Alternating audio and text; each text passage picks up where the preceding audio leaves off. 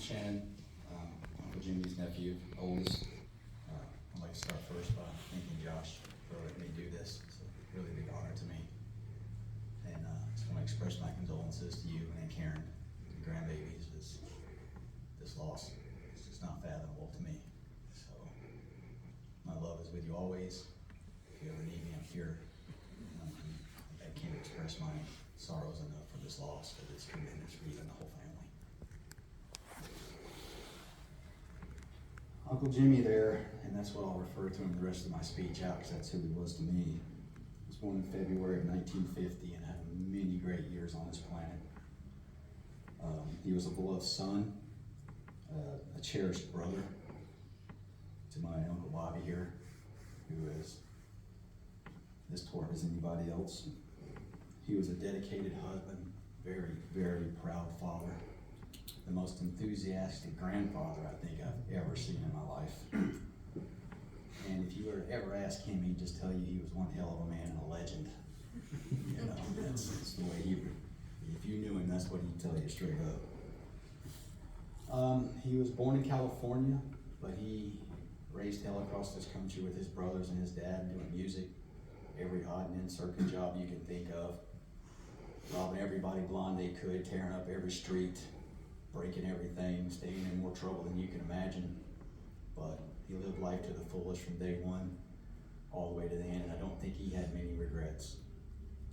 The only regret I know of, I'll touch on in a couple of minutes, but other than that, he was a man full of stories, full of happiness, and he spread that to everyone that knew him his whole life. If you ever took a minute to talk to him, he was never short of a story to tell.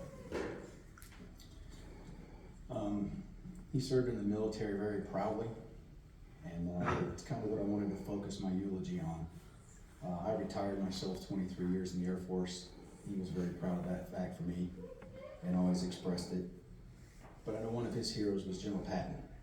And I was raised in the military. There was 3 virtues that he tried to instill in his soldiers that he thought not only made a great man, but also made a great patriot and warrior of God. And he called it the 3 Ps. He said every man had to have a passion, he had to have pride, and he needed purity in his life. And if you could accomplish those 3 things, you could walk through life proud, honorable, and when you stand before God, you'd be judged accordingly. So I took some time to try to figure out what those 3 things might have been in his life and where they stood. So first I took out his passion. And I think after 48 years of marriage, across many states and hardships and pains, his passion was my Aunt Karen. He was never short about saying how much he loved her and how much he didn't deserve her. And I know firsthand from the talk we had on the beach that one of the only regrets he ever had in his life that he'd ever admit openly was that he ever hurt her in any way, which he knew he had done at times, like what man or husband hasn't. But I'll tell you that if he had a regret in his life, it was that no matter what it had been, is that he ever caused any pain that would make her doubt his love or her passion. He was a tough man. He was a really tough man to know. I can't imagine how Aunt Karen could have done it. But I can tell you what, he loved her with his heart and his soul. And if I had to think of one passion that stood out for my Uncle Jimmy, it was Aunt Karen. And I know he carried that to his last breath on this earth. The next thing I wanted to touch on was his pride. For a man, that's a hard one. We try to live proudly, and we end up stepping on our own tail so much across the board. But I'm pretty sure that Uncle Jimmy's pride in this world started on February 14th, 1982, when he had his little man, Josh. I can tell you there's a lot of hard times that came with Josh, bringing him into this world across the board and everything. But if you knew my Uncle Jimmy the day that he was born, Uncle Jimmy's life changed. He was a road musician. He was a hellion. He was a drinker. He liked to have fun. That's how I met my Aunt Karen. He had no problem saying how he stole her from another man. On the spot, told her he was going to marry her, and 2 dates later, here we are 48 years later. But I can tell you what, when Josh was born, even the things Aunt Karen couldn't do for him, Josh did. Josh changed his life and turned him into a better man. Brought him to God, brought him to working for a living, and he did anything he had to do to make sure he could provide for Josh and give him a better life than a lot of us other kids in the family had. We come from a pretty rough family, and Galloway boys have been known across the country for the trouble we cause, and Uncle Jimmy wanted more for his son, and he provided it through the hard times and the bad. A few of the moments that I always remember him bragging to me about, because I talked to Uncle Jimmy, he took a big void in my life when my father died when I was 17, his brother, Kenny. And there was just times in his life he was so proud of he couldn't even express totally to Josh, because as a father sometimes it's hard to do that. When Josh was in the ROTC, especially when Josh started playing football, there were just little things. Josh's friends, he loved Josh's friends. He always bragged about they were always giving him crap, and then he just gave him a purpose. So even though I don't know your names, I thank you for the joy you brought to his life, because unknowingly doing it, you kept him closer to his son, and he loved all you guys. So give yourselves a pat on the back for giving an old man your time. Even if you're giving him crap, you understand as we get older, it means a lot to know anybody cares and will listen to your stories. So that pride was definitely Josh. And I know Josh, he took that with him to his last breath too. Now the hardest one I think that I had to come up with was the purity.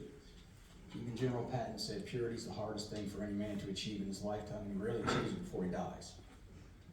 Again, it's a hard one to understand, purity. It's defined as the innocence or freedom from spiritual or moral defilement. So what would purity be to a man? Well, I think after a hard life, beautiful relationship that had its ups and downs, the hard part of having your son, I think his purity started on November 23rd, 2011, when his cycle of grandchildren started coming into this world. Levi, Chase, and Lucy.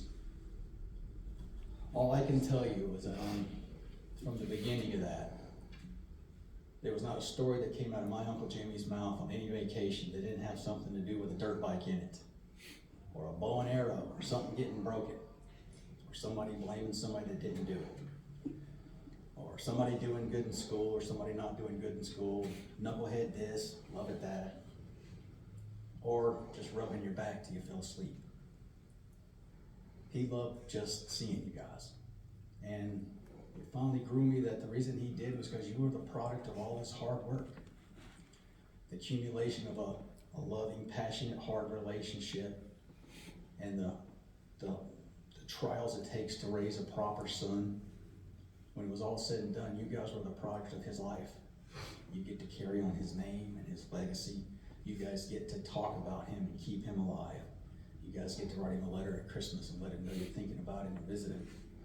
And I really believe that beyond what anybody else in this world could ever do, you guys were the purity in his life that allowed him to walk away from this planet and go to God and know that he lived the 3 P's that General Patton said every soldier needs to stand before God and know he did the right thing on this earth. So I wanted to thank you guys for what you did for him. As much as you think he was doing for you, it was really the other way around. The love you guys gave him made him the happiest man on this planet. He was so proud of all 3 of you.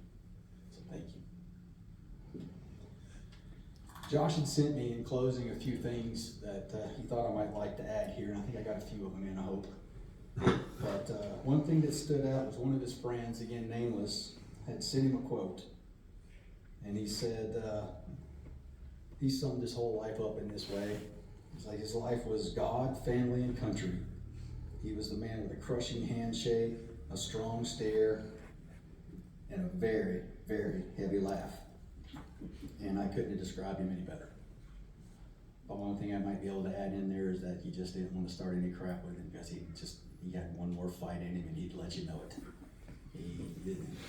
I guarantee his last breath would have been going at somebody if they'd given him the chance, because there was an altercation on the beach with me and Chase and him and quite a few people, but I guarantee he was the first one in front of us while me and Chase were gasping for air. We knew we couldn't run and leave him. We got out of it, but that was Uncle Jimmy. It's kind of ironic what I wanted to close with. He loved Merle Haggard, country music, it was his life. And I just had a little saying, but it was kind of on the PA. It said, it's a long way to Graceland across Jordan to the promised land, but Jesus finally come to lead me home. I'm going to close with that. Thank you, Uncle Jimmy.